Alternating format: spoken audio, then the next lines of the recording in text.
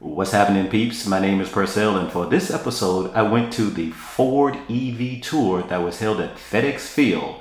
This is where the NFL's Washington football team plays.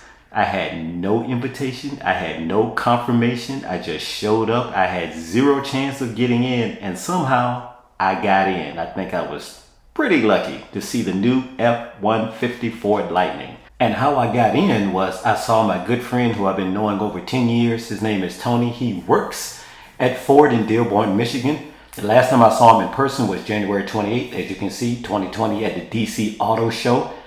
He gave me an exclusive tour of the Ford Mach-E when it first came out. You can watch this video on my YouTube channel right now if you like. You can go back in time and check it out. I have over 150 videos on my channel. Please subscribe if you can. All you have to do is just search YouTube. Don't waste your time, Tesla. Thanks. Wrapping up on the Ford F150 Lightning, I did get a chance to ride in it. You will hear my thoughts about that and some restrictions I had to face. And now, here's my interview with Tony G. And we're going to check out the Ford F150 Lightning. First off, now we're rolling, Tony. I've never seen anybody so shy to be on camera, but yet he is such an outgoing person, somewhat, kind of, maybe. But on video, he's different. I don't know why, but yes, maybe I am different on video. So, all right. So here we are at FedEx Field. FedEx Field. Yes. And we're at an EV drive event for Ford Motor Company. Right. And we're bringing customers in Right. from all over to see the new Lightning, F150 Lightning Pro. Mm-hmm. And we're under a tent, and under the tent we actually have the chassis to the Lightning Pro. Look at that. And as you can see a motor in the front of the vehicle. Oh, this is the front. This is the front. Okay. And then you see the heavy-duty frame, the battery. Look at the size of the battery pack that's between this new heavy-duty frame with heavy-duty steel. Wow. And then the rear motor here in the back. And you can see obviously the spare. That's how I know it's the back of the vehicle. That's a good indication that the spare is right there. There you go. And the amazing thing about this vehicle is its performance. First of all, you have motors on both sides, so you get over 500 horsepower. And then you have 775 foot-pound of torque. Oh my God. So when you ride in this vehicle and you actually give it some throttle, You're gone. you're going to feel it because it really accelerates really well. Right. So, Do you know the 0 to 60 time? no, I don't. Well, I'm gonna have to ask somebody else because 0 to 60. You saw my Tesla. By the way, he saw my Tesla for the first time. I've been knowing him for 10 years, and he saw my Tesla. He's quite impressed. Yeah. I came back and couldn't to the Tesla side, but that's all right.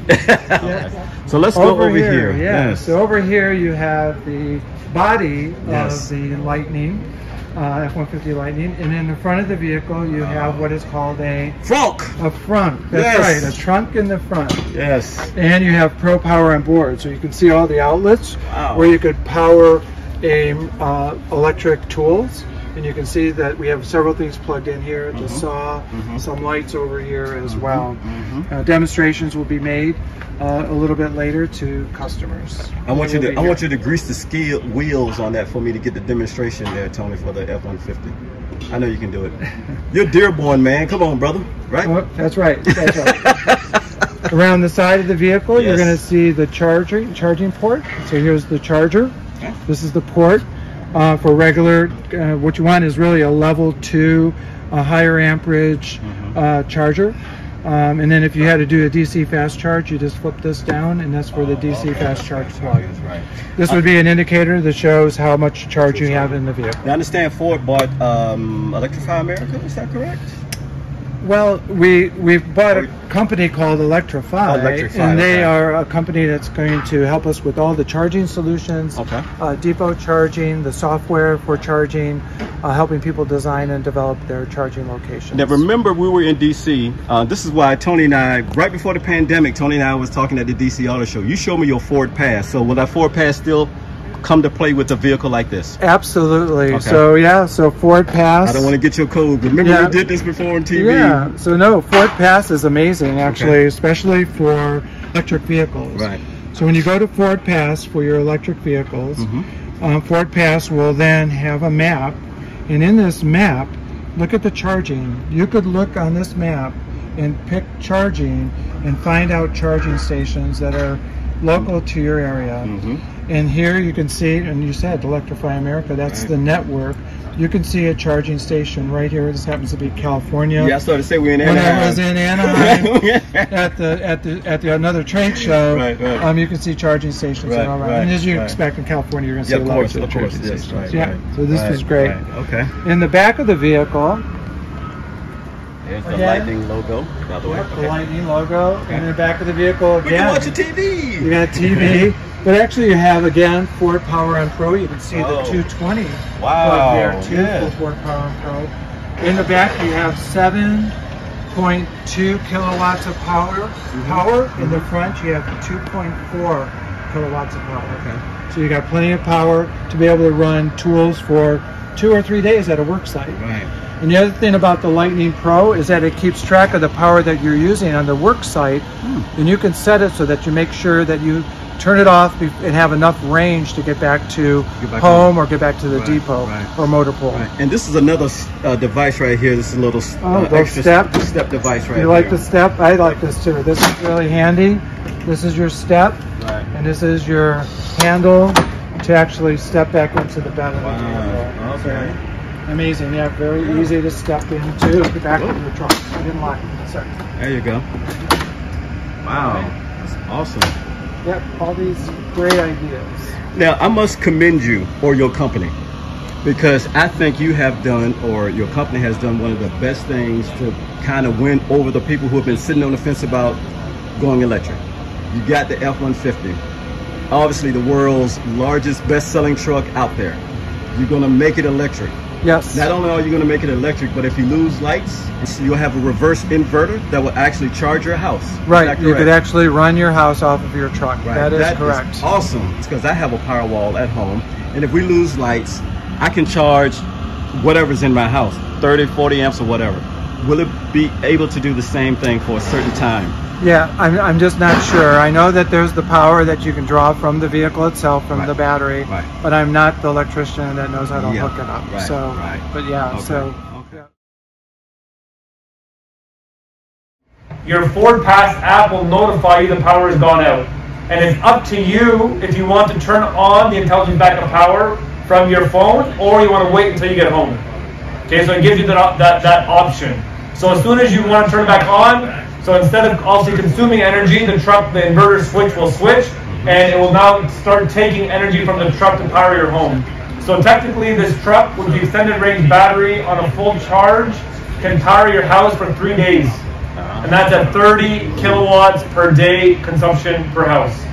If you really ration that, you can get over 10 days of power consumption on a full charge F-150 extended range battery. So I mean, we were in California 2 weeks ago, and they're paying like, I don't even know, like $500 a month for electricity there, which is crazy. So for states where it's expensive, and it can work for you guys here as well, but Ford's going to be making, I guess, a software. It already has the capabilities. I mean, you can already do it technically, but the idea is they're going to make it a proprietary feature where you can charge your house on off-peak and then power your house during on-peak. So it works in concert with your solar panels. Last question. Solar panels. Will it work in concert with your solar panels? I mean, the solar panels will be plugged into the house, correct? Yes. Yes, technically, yeah. Why not? Okay. Yeah. All right. Yeah. So, yeah, great feature to have. Yeah, it is. It's awesome. And if when this comes out, I know y'all guys already sold out the pre-orders, I'm sure. Yeah, I saw or heard that we've taken in 150,000 reservations already. But that's for our retail customers that have done that. Right. So when we go to bid for our government customers, we'll be able to be open and get some Lightning orders into our government accounts as well. Well, it's great. See, you did it great. Second video underneath your belt. You are awesome. So I really appreciate you, Tony, for doing this, and it's always great seeing you. So maybe we'll see you next year at a DC Auto Show, right? Maybe. Okay. At Federal Fleet. How about that? Okay, it sounds really good. All right. Look forward to it. Nice talking to you. Thank you. Bye. Bye. So here's my final thoughts of the Ford F-150 Lightning. I had a good time. I really did, and I was really impressed with the Ford team. I'd like to thank Tony for setting some time aside to let me interview him. And oh, by the way, people were there. They also got a chance to ride the Ford F150, but I had the ultimate experience of doing a one-on-one with the driver. I could not drive the vehicle, nor could I video inside the vehicle because of some proprietary issues in the vehicle that they are still working out. But Tony allowed me to stand near the start-finish line and record some videos that you see here on the screen. Here's an F150 Lightning Pro pulling a trailer, and inside the trailer, a 2022 Ford Transit. Now here's a reason I believe that Ford did not want me to video inside of the Ford F150. Now as we took off in the Ford F150 Pro, I noticed that there were alarm bells or ringing noises or dinging noises that I heard, and the driver told me frankly the truck is not happy because the way it's being driven right now. So that might have been some of the proprietary issues that they didn't want me to videotape. And I kind of understand that because it's just a vehicle that we can get a feel of. We can't really drive it yet, so I was just happy enough to be inside the vehicle. Now, climbing into the Ford F-150, the first thing I noticed was the center console. That's what I always notice in any car that I get into. And in this truck, it looked just like the Ford Mach-E. Same screen, same display, except you sit a little higher and it seats 5, so it's a little bit more roomier. The leather seats felt comfortable, and I could not tell if they were bench seats or not because it was a armrest, cup holders, a place for a laptop. And by the time I was looking around, the driver took off and my attention was straight forward. I did not notice a sunroof, by the way. I don't know if that's a thing with a truck or not. But again, very comfortable and smooth ride. So thank you for watching another edition of Don't Waste Your Time. This video may not be for you. My name is Purcell, and be safe out there. Peace.